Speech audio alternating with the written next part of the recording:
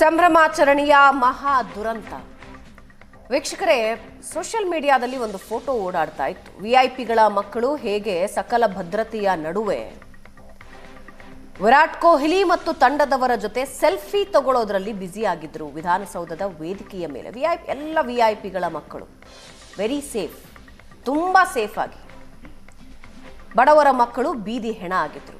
ಅಲ್ಲಿ ನಮ್ಮ ರಿಪೋರ್ಟರ್ ಹೇಳ್ತಾರೆ, ಒಬ್ಬರ ಮೇಲೆ ಒಬ್ಬರು ಬಿದ್ದಿದ್ದು 50 ಜನ ಅವರನ್ನು ಎತ್ತೋದಕ್ಕೆ ಯಾರು ಇರಲಿಲ್ಲ ಅಂತ. ಅವರನ್ನು ಎತ್ತೋದಕ್ಕೆ ಯಾರು ಇರಲಿಲ್ಲ. ಇದು ಚಿನ್ನಸ್ವಾಮಿ ಸ್ಟೇಡಿಯಂನ ಗೇಟ್ಗಳ ಬಳಿ ಇದ್ದ ವ್ಯವಸ್ಥೆ. ಇದು ಸರ್ಕಾರ ಮಾಡಿದ್ದ ವ್ಯವಸ್ಥೆ. ವಿಧಾನಸೌಧದ ಹತ್ರ ಯಾವುದಾದ್ರೂ ದುರಂತ ಆಯ್ತಾ? ಆಗ್ಲಿಲ್ಲ ಸ್ವಾಮಿ. ಯಾಕಂದ್ರೆ ನಿಮ್ಮ ಇಡೀ ಸೆಕ್ಯೂರಿಟಿ ಫೋರ್ಸು ವಿಧಾನಸೌಧದ ಕಾಮನ್ ಸೆನ್ಸ್ ಬಳಸದೇ ಇರೋ ಅಧಿಕಾರಿಗಳಾಗ್ಲಿ ಜನಪ್ರತಿನಿಧಿಗಳಾಗ್ಲಿ ನೋಡಿ, ಬಸ್ ಮೇಲ್ ನಿಂತ RCB ಅಭಿಮಾನಿ ನೋಡಿ, ಇವ್ರ ಹುಚ್ಚಾಟ ಇದ್ದೇ ಇರುತ್ತೆ. ಅಭಿಮಾನ ಅಂದ್ರೆ ಅದೊಂದು ಹುಚ್ಚು. ತಮ್ಮ ಹುಚ್ಚು ಅಲೆಯಲ್ಲಿ ತೇಲ್ತಾ ಇರೋ ಅಭಿಮಾನಿಗಳು ತಮ್ಮ ಖುಷಿ ವ್ಯಕ್ತಪಡಿಸ್ತಾ ಇರೋ ರೀತಿ ಇದು. ಆ ಮರಗಳ ಮೇಲೆ ನಿಂತಿರೋದು ನೋಡಿ, ಮರಗಳ ಮೇಲೆ ನಿಂತಿರೋದು ನೋಡಿ. ಇದು ನೀವು ಮಾಡ್ಕೊಂಡಿದ್ದ ವ್ಯವಸ್ಥೆ. ಅಲ್ಲೊಬ್ಬ ಪೊಲೀಸ್ ಬಂದು 4 ಬಾರಿಸಿದ್ರೆ ಕೆಳಗಡೆ ಬಂದಿರೋರು ಅವರು. ಬೇಡ, ಬಾರಿಸೋದು ಬೇಡ. ಯಾರು ನಿಂತಿದ್ದಿದ್ರೆ ಸಾಕಿತ್ತು. ಭಯ ಇರ್ತಾ ಇತ್ತು. ಭಯ ಇತ್ತಾ? ಇಲ್ಲಿ ನೋಡಿ, ಅಲ್ಲೊಂದು ಲಾರಿ ಬಂದಿದೆ, ಕಸದ ಲಾರಿನ ಅದು. ಅದ್ರ ಮೇಲೆ ನಿಂತು ಕುಣಿತಾ ಇರೋದನ್ನ ನೀವು ನೋಡಿ. ನೀವ್ ಹೇಳ್ತೀರಿ ವಿಧಾನಸೌಧದ ಮುಂದೆ ನಾವು ವ್ಯವಸ್ಥೆ ಮಾಡ್ಕೊಂಡಿದ್ವಿ, ಏನಾದ್ರೂ ವಿಧಾನಸೌಧದ ಮುಂದೆ ಏನಾದ್ರೂ ಆಯ್ತಾ ಅಂತದ್ದು ಅಂತ ಪ್ರಶ್ನೆ ಮಾಡಿದ್ರಿ. ಕಸದ ಲಾರಿ, ಬಸ್ಸು ಒಳಗಡೆ ಇದ್ದಿದ್ದ ಆ ಡ್ರೈವರ್ ಹಾರ್ಟ್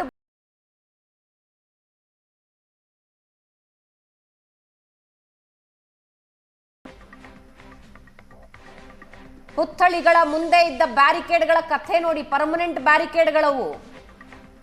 ಸಾಮಾನ್ಯ ದಿನಗಳಲ್ಲಿ ಸಾಮಾನ್ಯ ಜನ ಅಲ್ಲಿ ಕಾಲಿಡೋದಕ್ಕೆ ಪರ್ಮಿಷನ್ ಇಲ್ಲ. ನೀವು ಮಾಡಿಕೊಂಡ ವ್ಯವಸ್ಥೆ ಅಂತ ಹೇಳ್ತಾ ಇರೋ ಸೋ ಕಾಲ್ಡ್ ಅವ್ಯವಸ್ಥೆ ಇದು. ಅವ್ಯವಸ್ಥೆ. ಭಯ ಇತ್ತ ಅಲ್ಲಿ? ಸೆಕ್ಯೂರಿಟಿ ಇದೆ, ವ್ಯವಸ್ಥೆ ಮಾಡಿದ್ದಾರೆ ಅನ್ನೋ ಭಯ ಇತ್ತ ಅಲ್ಲಿ ಜನರಿಗೆ? ಹೋಗ್ಲಿ, ವಾಹನ ನಿಲ್ಸಿದ್ರ?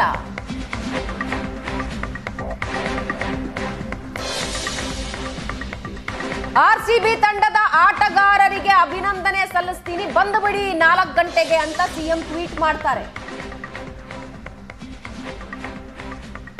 ಸಿದ್ದರಾಮಯ್ಯ ಅವರು ಸ್ವತಃ ಟ್ವೀಟ್ ಮಾಡ್ತಾರೆ. ನಾವು ಬ್ರೇಕ್ ಹೋಗೋದಕ್ಕೆ ಮುಂಚೆ DPAR ಮುಖ್ಯಸ್ಥೆ ಸತ್ಯವತಿ ಅವರ ಹೇಳಿಕೆನ ನೋಡಿದ್ವಿ. ನಿನ್ನೆ ಕೊಟ್ಟ ಹೇಳಿಕೆ ಅವರು ಸ್ಪಷ್ಟವಾಗಿ ಹೇಳ್ತಾರೆ, ದಯವಿಟ್ಟು ಗೆದ್ದಿರೋ ಬಹುಮಾನನೇ ವಾಪಸ್ ಕೊಡ್ತಾರೆ.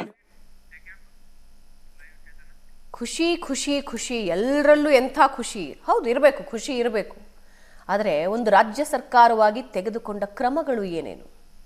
ವಿಧಾನಸೌಧದ ಮುಂಭಾಗದಲ್ಲಿ ಜನರ ಫ್ಲೋ ಅಷ್ಟರ ಮಟ್ಟಿಗೆ ಇದೆ ಅಂದ್ರೆ ಅಲ್ಲಿ ವಾಹನಗಳನ್ನ ತಡಿಬೇಕು ಅನ್ನೋ ಸಣ್ಣ ನಿರ್ಧಾರ ತೆಗೆದುಕೊಳ್ಳೋದಕ್ಕೆ ನಿಮಗೆ ಯಾಕಷ್ಟೊತ್ತು ಬೇಕಾಯ್ತು? ಆ ವಾಹನಗಳ ಒಳಗೆ ಹಲವಾರು ಜನ ಇದ್ರು, ಬಸ್ಗಳ ಒಳಗೆ ಪ್ರಯಾಣಿಕರಿದ್ರು. ಡ್ರೈವರಿಗೆ ಏನಾಗ್ತಾ ಇದೆ ಅಂತ ಅರ್ಥ ಆಗ್ತಾ ಇಲ್ಲ. ಮೇಲೆಗಡೆ 20-30 ಜನ ನಿಂತ್ಕೊಂಡು ಡ್ಯಾನ್ಸ್ ಮಾಡ್ತಾ ಇದ್ದಾರೆ, ನೋಡ್ತಾ ಇದ್ದೀರಿ ನೀವು. ಇದು ನೀವು ಮಾಡೋ ವ್ಯವಸ್ಥೆ. ಅದೃಷ್ಟಕ್ಕೆ ವಿಧಾನಸೌಧದ ಜಾಗದಲ್ಲಿ ಇಷ್ಟು ಜನ ಸೇರಿದ್ದಾರೆ. ಈ ಎಲ್ಲಾ ಫ್ಲೋಟ್ ಚಿನ್ನಸ್ವಾಮಿ ಕ್ರೀಡಾಂಗಣದ ಕಡೆ ಏನಾದ್ರೂ ಹೋಗ್ಬಿಟ್ಟಿದ್ದಿದ್ರೆ ಏನ್ ಅವಾಂತರ ಆಗಬಹುದಿತ್ತು ಇನ್ನು ಅನ್ನೋದನ್ನ ನಾವು ಊಹೆನೂ ಮಾಡ್ಕೊಳ್ಳೋದಕ್ಕೆ ಸಾಧ್ಯ ಇಲ್ಲ.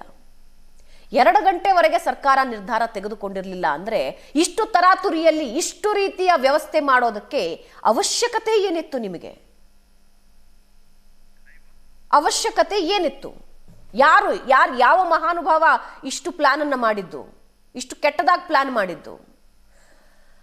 ವಿಧಾನಸೌಧದ ಮುಂಭಾಗದಿಂದ ನಮ್ಮ ಪ್ರತಿನಿಧಿ ಚೇತನ್ ಲೈವ್ ನಲ್ಲಿ ಜಾಯ್ನ್ ಆಗ್ತಾ ಇದ್ದಾರೆ. ನಿನ್ನೆ ಪ್ರವಾಹ ಬಂದು ಹೋಗಿದೆ ವಿಧಾನಸೌಧದಿಂದ. RCB ಅಭಿಮಾನಿಗಳ ಪ್ರವಾಹ ಬಂದು ಹೋಗಿದೆ. ಅದಾದ ಮೇಲೆ ಪರಿಸ್ಥಿತಿ ಹೇಗಿದೆ ಅನ್ನೋದನ್ನ ತಿಳಿಸ್ಕೊಡೋದಕ್ಕೆ ಚೇತನ್ ಲೈವ್ ನಲ್ಲಿ ಜಾಯ್ನ್ ಆಗ್ತಾ ಇದ್ದಾರೆ. ಚೇತನ್, ಒಂದೊಂದು ಇಡೀ ಪ್ರವಾಹ ಬಂದು ಹೋದ ಮೇಲೆ ಹೇಗಿರುತ್ತೋ ಅಂಥದ್ದೇ ಸನ್ನಿವೇಶ ಇವಾಗ ವಿಧಾನಸೌಧ. ಬ್ಯಾರಿಕೇಡ್ಗಳು ಮುರಿದು ಬಿದ್ದಿವೆ, ಪರ್ಮನೆಂಟ್ ಬ್ಯಾರಿಕೇಡ್ಗಳು ಮುರಿದು ಚಿತ್ರಾನ್ನ ಮಾಡಿ ಹೋಗಿದ್ದಾರೆ. ಹೆಂಗಿದೆ ಅಲ್ಲಿನ ಪರಿಸ್ಥಿತಿ? ಭಾವನಾ, ಇಲ್ಲಿ ಯಾವ ರೀತಿ ಒಂದು ಸಿಚುವೇಶನ್ ಇದೆ ಅನ್ನೋದನ್ನು ನಾನು ನಿಮಗೆ ವಿಜುವಲ್ಸಲ್ಲೇ ತೋರಿಸ್ತೀನಿ. ಇದೀಗ ವಿಧಾನಸೌಧದ ಮುಂಭಾಗ ಅಂದರೆ ಯಾವ ರೀತಿ ಒಂದು ಕ್ರೌಡ್ ಇತ್ತು ಏನು ಅನ್ನೋದನ್ನ ಇದೀಗ ಕ್ರೌಡ್ ಇತ್ತು, ಆ ಒಂದು ಕ್ರೌಡನ್ನ ಎಫೆಕ್ಟ್ ಯಾವ ರೀತಿ ಆಯಿತು ಏನು ಅನ್ನೋ ಒಂದು ವಿಜುವಲ್ಸನ್ನು ಇದೀಗ ನಾನು ನಿಮಗೆ ತೋರಿಸ್ತಿರುವಂಥದ್ದು. ಅಂದರೆ ಕೆಂಪೇಗೌಡ ಪ್ರತಿಮೆ ಏನಿದೆ ಅಂದರೆ ವಿಧಾನಸೌಧದ ಮುಂಭಾಗ ಇದ್ದಂತಹ ಒಂದು ಕೆಂಪೇಗೌಡ ಪ್ರತಿಮೆಯ ಸುತ್ತಮುತ್ತ ಒಂದು ಪರ್ಮನೆಂಟ್ ಬ್ಯಾರಿಕೇಡ್ಗಳನ್ನು ಏನು ಹಾಕಲಾಗಿತ್ತು ಅದು ಕಂಪ್ಲೀಟಾಗಿ ನಜ್ಜುಗುಜ್ಜಾಗಿರುವಂಥದ್ದು. ನಿನ್ನೆ ಲಕ್ಷಾಂತರ ಮಂದಿ ಸಾಕಷ್ಟು ಸಂಖ್ಯೆಯಲ್ಲಿ ಅಂದರೆ ಈ KR ಸರ್ಕಲ್ನಿಂದ ಹಿಡಿದು ಈ ಕಡೆ ಕಾಫಿ ಬೋರ್ಡ್ ಜಂಕ್ಷನ್ ತನಕವೂ ಕೂಡ ಸಾಕಷ್ಟು ಲಕ್ಷಾಂತರ ಜನ ಒಂದು ಹೆಜ್ಜೆನೂ ಕೂಡ ಇಡೋದಕ್ಕಾಗದಿರುವಂಥ ಸಿಚುವೇಶನಲ್ಲಿ RCBಯ ಅಭಿಮಾನಿಗಳ ಒಂದು ಪ್ರವಾಹವನ್ನು ನಾವು ನೋಡಿದ್ವಿ. ಅದರ ಎಫೆಕ್ಟ್ ಇದು. ಯಾಕಂದರೆ ಕಂಪ್ಲೀಟಾಗಿ ಆಲ್ಮೋಸ್ಟ್ ಎಲ್ಲ ಬ್ಯಾರಿಕೇಡ್ಗಳು ಕೂಡ ನಜ್ಜುಗುಜ್ಜಾಗಿರುವಂಥದ್ದು. ಇದನ್ನು ಕೂಡ ಕಂಟ್ರೋಲ್ ಮಾಡೋಕ್ಕಾಗದೆ ಹೋಗಿದ್ರೆ ಇನ್ನು ಸ್ವಲ್ಪವೇ ದೂರ ವಿಧಾನಸೌಧದ ಒಳಗಡೆನೆ ಒಂದು ಫ್ಯಾನ್ಸು ನುಗ್ಗಿಬಿಡ್ತಿದ್ರು. ಆ ರೀತಿಯಾದಂಥ ಎಫೆಕ್ಟ್ ಇಲ್ಲಿ ಕಾಣ್ತಿರುವಂಥದ್ದು. ಯಾವುದೇ ರೀತಿಯಾದಂತಹ ಮುಂಜಾಗ್ರತೆ ಕ್ರಮ, ಸರ್ಕಾರದ ಬೇಜವಾಬ್ದಾರಿತನವೇ ಈ ಇಡೀ ದುರಂತಕ್ಕೆ ಕಾರಣವಾಗಿರುವಂಥದ್ದು. ಕಂಪ್ಲೀಟ್ಲಿ ಪೊಲೀಸ್ ಇಲಾಖೆಯ ಒಂದು ಮಾತು ಕೇಳದೆ ಇರೋದಕ್ಕೆ ಈ ಒಂದು ದೊಡ್ಡ ದುರಂತ ಇವತ್ತಿನ ದಿನ ಆಗಿದೆ. ಅದರ ಎಫೆಕ್ಟ್ ವಿಧಾನಸೌಧದ ಮುಂದೆ ಯಾವ ರೀತಿ ಇದೆ, ಒಂದು ಬ್ಯಾರಿಕೇಡ್ಗಳು ಮುರಿದು ಬಿದ್ದಿದೆ ಅನ್ನೋ ಒಂದು ವಿಜುವಲ್ಸ್ ಅನ್ನು ಕೂಡ ನೀವು ನೋಡ್ತಿದ್ರಿ. ಇಡೀ ವಿಧಾನಸೌಧದ ಮಾತ್ರ ಅಲ್ಲ, ಇಡೀ ಆವರಣದಲ್ಲಿದ್ದಂತಹ ಗಿಡಗಳಿರ್ಬೋದು ಎಲ್ಲವೂ ಕೂಡ ಅಭಿಮಾನಿಗಳ ಒಂದು ಕಾಲು ತುಳಿತಕ್ಕೆ ಯಾವ ರೀತಿ ಆಗಿದೆ. ಅಲ್ಲಲ್ಲಿ ಚಪ್ಪಲಿ ಬಿದ್ದಿದೆ, ಮತ್ತೆ ಇಲ್ಲಿಂದನೇ ಒಂದು ವಾಟರ್ ಬಾಟ್ಲು ಎಲ್ಲವನ್ನು ಕೂಡ ವಿಧಾನಸೌಧದ ಮುಂಭಾಗ ನಿನ್ನೆ ಎಸೆಯುವಂತಹ ಒಂದು ಸಿಚುವೇಶನ್ ಕೂಡ ಎದುರಾಗಿತ್ತು. ಇನ್ನು ಇದು ವಿಧಾನಸೌಧದ ಮುಂಭಾಗ ಇದ್ದಂತಹ ಒಂದು ಕೆಂಪೇಗೌಡ ಪ್ರತಿಮೆ ಏನಿದೆ ಅಲ್ಲಿನ ಒಂದು ಚಿತ್ರಣವಾದರೆ ಈ ವಿಧಾನಸೌಧದ ಎದುರುಗಡೆ ರಸ್ತೆಯ ಒಂದು ಏನು ಓಣಿ ಥರ ಒಂದು ಪಾರ್ಕ್ ಏನು ಮಾಡಲಾಗಿತ್ತು, ಗಿಡಗಳನ್ನ ಹಾಕಲಾಗಿತ್ತು, ಅಲ್ಲಿ ಯಾವ ರೀತಿ ಒಂದು ಪರ್ಮನೆಂಟ್ ಬ್ಯಾರಿಕೇಡ್ಗಳು ಮುರಿದು ಬಿದ್ದಿದೆ ಆ ಒಂದು ಚಿತ್ರಣವನ್ನು ಕೂಡ ನಾನು ನಿಮಗೆ ತೋರಿಸ್ತಾ ಹೋಗ್ತೀನಿ. ವಿಧಾನಸೌಧದ ರಸ್ತೆಯ ಎದುರುಗಡೆ ಅಂದರೆ ಹೈಕೋರ್ಟ್ ವಿಧಾನಸೌಧ ಮಧ್ಯದಲ್ಲಿ ರಸ್ತೆಯ ಎರಡೂ ರಸ್ತೆಗಳ ಮಧ್ಯದಲ್ಲಿ ಒಂದು ಪಾರ್ಕ್ ರೀತಿ ಅಂದರೆ ಗಿಡಗಳನ್ನು ಹಾಕಿ ಒಂದು ಪರ್ಮನೆಂಟ್ ಬ್ಯಾರಿಕೇಡ್ಗಳನ್ನು ಹಾಕಿ ಅಂದರೆ ರಸ್ತೆ ತಡೆಗೆ ಒಂದು ಬ್ಯಾರಿಕೇಡ್ಗಳನ್ನು ಹಾಕಲಾಗಿತ್ತು. ಯಾವ ರೀತಿ ಅದು ಕೂಡ ಎಫೆಕ್ಟ್ಗೆ ನಿನ್ನೆ ಅಭಿಮಾನಿಗಳ ಒಂದು ಪ್ರವಾಹಕ್ಕೆ ಮುರಿದು ಬಿದ್ದಿದೆ ಅನ್ನೋ ಒಂದು ಚಿತ್ರಣವನ್ನು ಕೂಡ ಇದೀಗ ನಾನು ನಿಮಗೆ ತೋರಿಸ್ತಿರುವಂಥದ್ದು. ಕಂಪ್ಲೀಟಾಗಿ ಅಂದರೆ ಇಡೀ ಒಂದು ರಸ್ತೆಯ ಒಂದು ಗಿಡಗಳಿಗೆ ಒಂದು ರಸ್ತೆ ತಡೆಗೆ ಹಾಕಲಾಗಿದ್ದಂತಹ ಒಂದು ಬ್ಯಾರಿಕೇಡ್ಸ್ ಯಾವ ರೀತಿ ಮುರಿದು ಬಿದ್ದಿದೆ. ಮತ್ತೆ ಮಧ್ಯದಲ್ಲಿ ಒಂದು ಪಾರ್ಕ್ ರೀತಿ ಗಿಡಗಳನ್ನು ಹಾಕಲಾಗಿತ್ತು. ಒಂದು ಸೌಂದರ್ಯ ಅಂದರೆ ರಸ್ತೆಯ ಒಂದು ಸೌಂದರ್ಯ ಕಾಪಾಡೋದಕ್ಕೆ ಗಿಡಗಳನ್ನ ಹಾಕಲಾಗಿತ್ತು. ಅದು ಯಾವ ರೀತಿ ಅಭಿಮಾನಿಗಳ ಒಂದು ಕಾಲು ತುಳಿತಕ್ಕೆ ಬಲಿಯಾಗಿದೆ.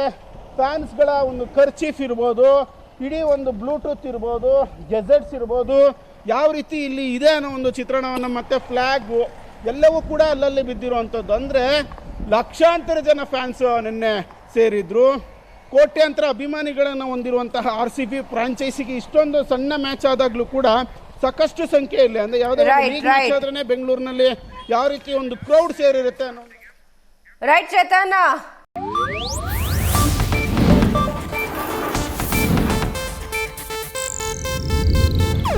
ಇದು ಏಷ್ಯಾನೆಟ್ ನ್ಯೂಸ್ ನೆಟ್ವರ್ಕ್ ಪ್ರಸ್ತುತಿ.